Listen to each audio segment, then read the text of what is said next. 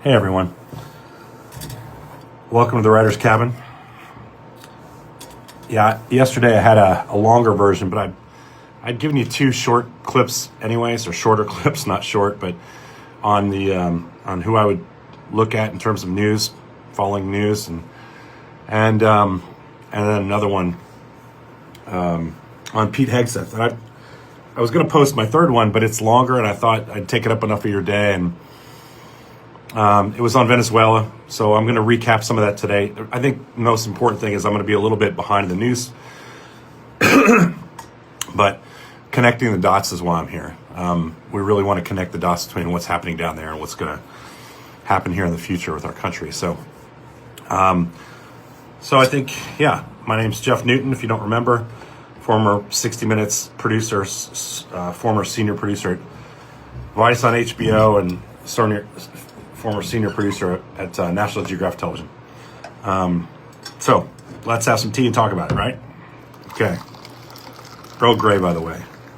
Earl Grey in the morning. Fresh pot. By the way, I had this Stanley for like 15 years, long before you crazy lunatics started making a trend. All right. Let's get into it. Who's in charge? That's a big question in Venezuela. So yesterday, about 21 hours ago, we found out officially the person that's going to be in charge is the vice president who's just been made the interim president. Her name's Delcy Rodriguez. She's the new interim president who replaced Nicolas Maduro, who's now in custody in New York. It's an interesting choice. The opposition, let's not confuse these two Venezuelan ladies. I know there's a lot of white guys on here, and when they're going to see a woman with brown skin and brown hair, they're not going to know the difference between the current interim president and Maria Machado, who is the Nobel Prize winning woman who loves Trump, at least did, and then she won the Nobel Prize, and Trump mentioned the other day he didn't think she had the respect of the country to lead, which is interesting. It's interesting. I think it's because she won the Nobel Prize. I really do. She won the Nobel Prize and he didn't, and she doesn't have the respect of the country to run it. She was going to be running against Maduro in the last election, and then Maduro said she couldn't run. So they put another candidate forward, Edmundo Gonzalez, and he went through the election. International monitors said that he won by probably he had 2/3 of the vote. But Maduro still said he won, and that's that, right?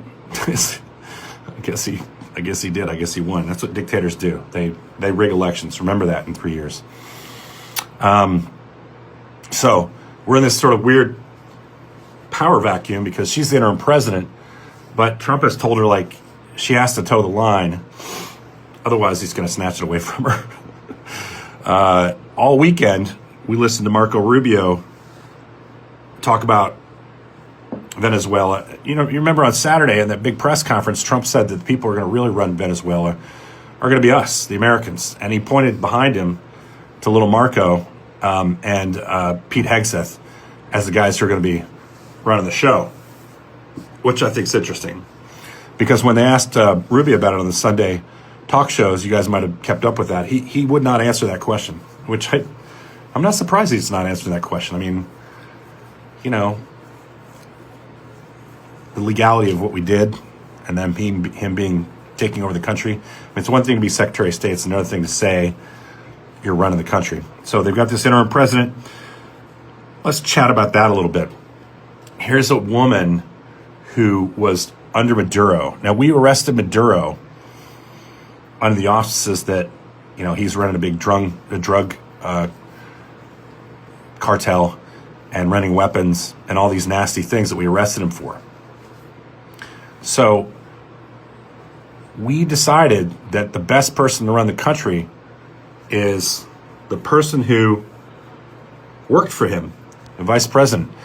Let me just ask you a question. Do you think Maduro was running around the country going, I have these drugs in my van and some weapons. Do you guys want to buy them? And then he'd run down to the docks and go, hey, listen, we need to get these drugs out of the country.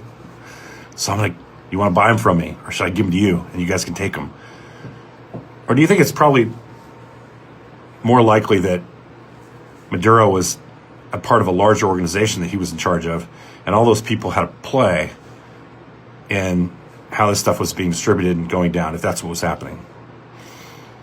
So you'd think that the people that you'd want to keep out of government would be the people that might have been involved in this stuff, right? Who knows?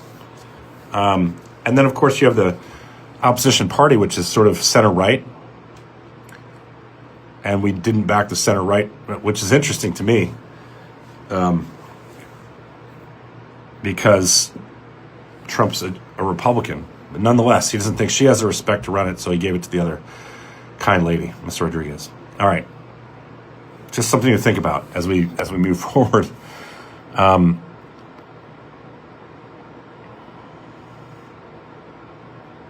Just going through some notes here.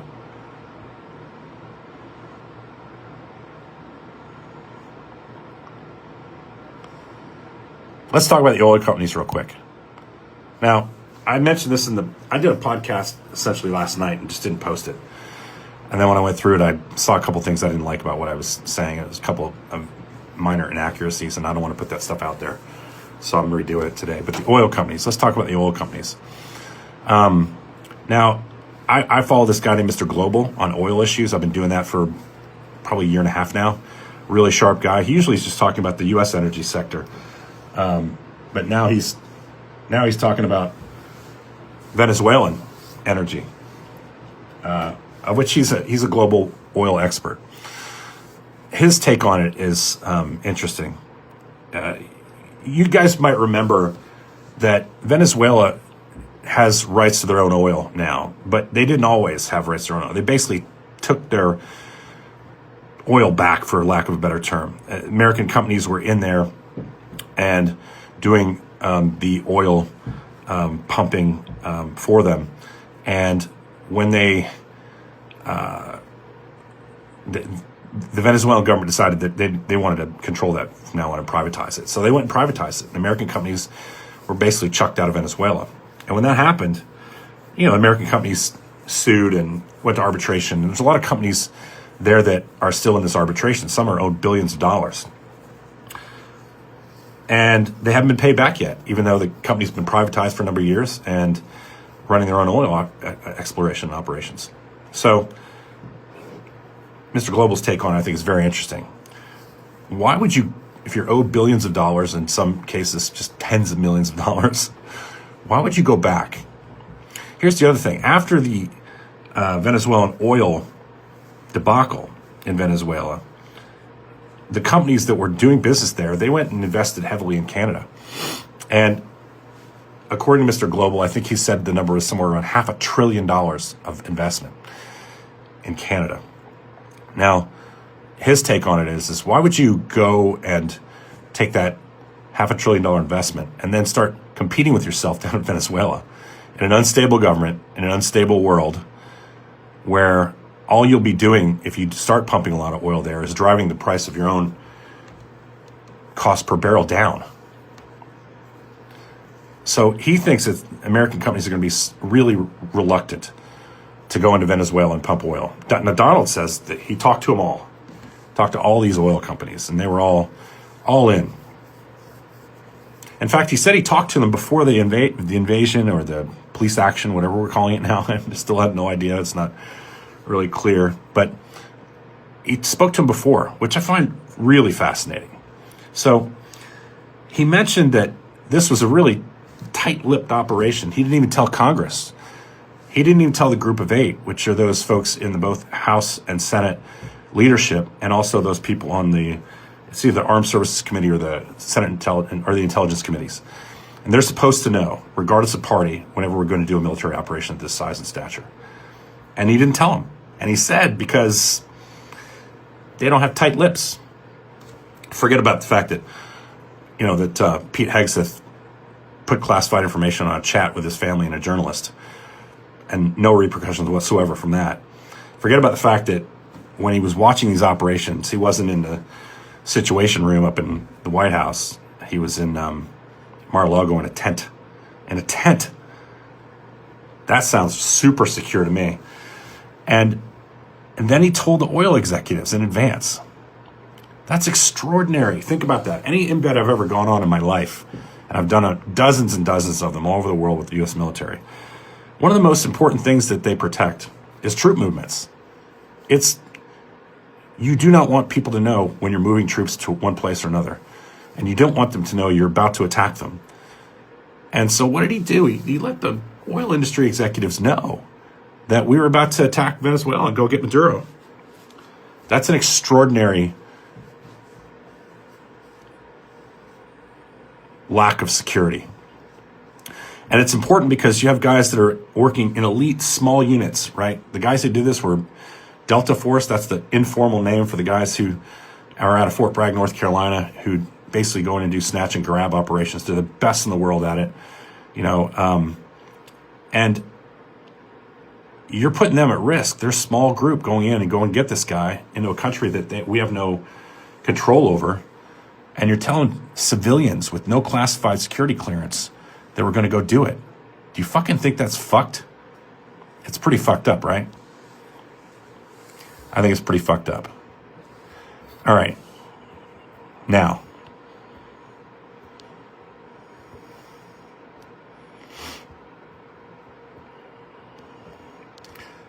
just scrolling through some thoughts from yesterday. I don't want to repeat a bunch of stuff that was on the news.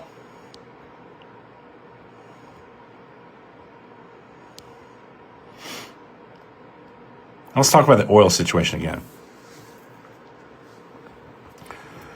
Remember, these American companies would have to go to their boards and explain to them that they're going into a place where they're going to compete with themselves. And that even though they've lost billions of dollars that they haven't recovered, they should go spend another $100 billion or so to go back in and rejigger the infrastructure and start competing with themselves. And then there's China, right? Now, for the last 20-something years, China's been heavy in the Venezuelan oil business, buying oil from Venezuela. And here's how it works. The Venezuelans don't have the cash, so they get loans from China. And in exchange for those loans, they get Venezuelan oil. So they don't even need to pay cash for it. It's like essentially barrels equal dollars, or in the Chinese currency, which they're currently trading in. So, and it's not a small entity. Currently it depends on whose numbers you believe, but somewhere between 70 and 90% of the oil going out of Venezuela is being purchased by China, which is a pretty large number. I think the number that I read yesterday was that it was estimated $106 billion in these loans, what they call collateralized debt payments for future oil shipments, going directly to the Venezuelan government in exchange for oil with China. How do you think China's going to react? Yeah, sure. Just go ahead and blow up our deals, Don.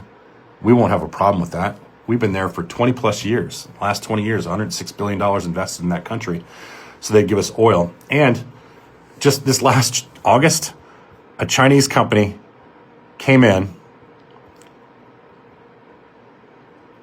and decided they're going to process some of this oil. China Concord Resources Corp has begun developing 2 Venezuelan oil fields, planning to invest more than $1 billion in this project between now and the end of this year, so they can produce another 60,000 barrels per day, right? Now remember, in China, a lot of times your companies are partially, a piece of it goes to the state. So you're not only taking money out of the pockets of a company, but you're taking out of pockets of the state, not to mention you're undercutting Chinese oil. So just think about that. We're not actually talking about just pissing off Venezuelans by going in and saying we're going to take your oil and we're going to make everything great for you, but just trust us. But now you're going in and fucking with the Chinese. And I'm wondering if you think that's a good thing. Do you think we get away with that? Do you think China's going to stand by and allow that to happen? Have we thought about the military repercussions of stopping China from getting to Venezuelan oil when they have contracts with them and they've got debt that needs to be serviced by the Venezuelan government? Right? Think about that. Now, here's the bigger global problem. I mean, we know that there's been a shift in U.S. foreign policy. All right, we can see it happening in front of us. Watch Fox News. I don't ever say watch Fox News very often, but watch Fox News. And what you'll see is this conversation about our right to the Western Hemisphere, this sort of area of North America, South America, and sort of anything above us. And, little Stephen Miller talks about it a lot. He was talking about it yesterday, quite a bit, actually. And when people say, I think Jake Tapper, I know you guys all hate Jake Tapper because he wrote a book on Biden, but, he had Stephen Miller on. It was asking Stephen Miller a couple simple questions, One of which he was talking about was, when are they going to hold elections? People are wondering when they're going to hold elections. A number of people have been asking that question. Nobody can seem to answer that question. And Tapper was asking about Greenland, because the administration says, we have a right to Greenland. We've been talking about it a long time. And Stephen Miller is making the point. We've been talking about this for a long time, as if that makes a difference when you're going to take over another person's country. As long as you've been talking about it a long time, you have a right to do it, right? Because it's part of your national defense strategy. Greenland, so when the president was asked about it, he said, well, there's Russian boats and Chinese boats around Greenland all the time. It's a national defense issue for us. I mean, they're in international waters, right? So is that who you're talking about? The boats that are in international waters? Or are we now saying that you can't have your boats in our hemisphere, even if they're international waters? Because that's a slippery slope. You really want to go down that, Don? You want to start telling the Chinese that, anything anywhere near their country that they claim is theirs that they can have, and that their waters are their waters? It's kind of like a South China Sea incident, isn't it? Right? So be careful of that. You just make it easier. They've been spending all their time figuring out how to build little islands and stuff like that so they can expand their power. They don't need to do that anymore. You're opening the door for them. You're basically telling them. And what's interesting about that is here we are, a global superpower. There's George out there, my dog. We're a global superpower, right? But by saying, hey, we're taking this hemisphere, China's going to say, well, we can take this hemisphere over here. How about this hemisphere around us? So forget about traversing through international waters where near China and the Philippines, a place like that, South China Sea. And then you're also telling the Russians, hey, we kidnapped a criminal, Maduro, got him out of power, took him back to our country, and we're going to try him. What do you think Putin will think about that as it relates to Ukraine and Zelensky? Do you think you're signaling for him that he can do whatever the fuck he wants? Or did you make a deal with him that he can do whatever the fuck he wants? Who knows? I mean, Fiona Hill, you look her up. I'm not going to waste 10 minutes explaining who she is. She talked about this in congressional hearings.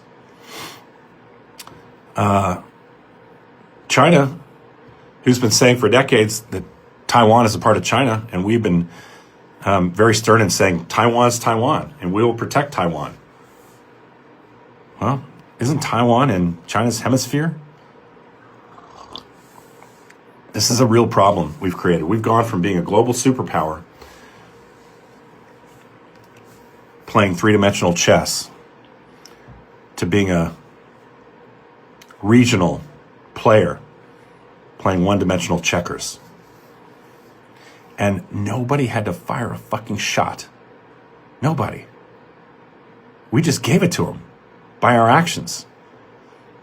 I mean, this is why it's so important having smart people in the White House and working for the White House.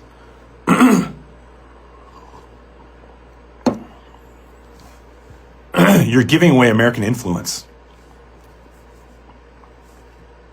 without even making anybody take it from you. You're just giving it away because you want to realign the world in your vision. Greenland. Greenland is protected by NATO. It's a Danish territory, Denmark. And the Danish Prime Minister said the other day, she said, if you invade Greenland and take over Greenland, NATO will cease to exist as you know it. I mean, NATO will have to kick the United States out of NATO, or dissolve NATO, or all stop participating and start their own way of protecting themselves from Russian aggression. It would be you'd have to remake NATO without the United States. Can you imagine the influence we would have lost? Canada will probably end up joining that organization. And you will invaded another NATO country. So Trump would invade another NATO protected country as a member of NATO. Can you fucking imagine how arrogant that is? And little Stephen Miller, when you ask him about it, he says, well, it's all, we want it. We want it. And nobody's going to stop us from taking it, essentially what he's saying. And he thinks that's okay. So think about who we have in power now. Trump is listening to Stephen Miller every day. And Project 2025 is a real thing. And Donald Trump is just trying to please the people around him because he's a narcissist. We need to start talking about narcissistic personality disorder. People talk about him having dementia. He might have early onset dementia. But I'm more worried about the narcissistic personality disorder. We're going to have a whole video on that. I have somebody in my family who has it. For about the last 4 years, I've been reading a lot about it. I'm not a doctor, okay? But he's got the traits of narcissistic personality in spades. And it's a scary thing. And all the doctors will tell you when you're dealing with somebody with narcissistic personality disorder, the most important thing is to get the fuck away from them and don't engage or talk to them at all. Because you can't win the argument. There's no empathy, there's no winning argument, there's no anything. They're soulless people. And they have a mental health issue. And I believe that's who's running our country. So think about these dots and how they're connected. It's pretty serious where we're going, the path we're going down now. And Venezuela is just the beginning of it. And it's signaling to all these other things that are coming down the pipe if we continue down this foreign policy road. Like, follow, and share. Call your congressman. I know this is long. This is probably going to be, if I do a podcast, it's going to probably be this long. Have these kind of discussions with people. Tell me if you think we should do something like that. And keep following the news. I'll have more for you later. Thanks. Bye.